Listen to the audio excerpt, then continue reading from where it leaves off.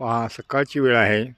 सकाळचे 7:30-8 वाजलेले आहेत आणि मी आमच्या गावच्या कॅनॉलच्या ठिकाणी उभा राहिलो आहे. आणि हा कॅनॉल जो आहे कृष्णा नदीवरती जे धरण बनवलं आहे धोम धरण, त्याचा डावा कालवा आहे आणि त्याचं पाणी जे पाटानं जाते तो त्याचा हा आपल्याला मी जो व्हिडिओ शूटिंग आपण करून तुम्हाला दाखवतो. किती सुंदर नयनरम्य आहे. सूर्य उगवला आहे, त्याच्या किरणांची प्रकाश इथं पसरलेला आहे आणि खूप खूप छान असं वाटते.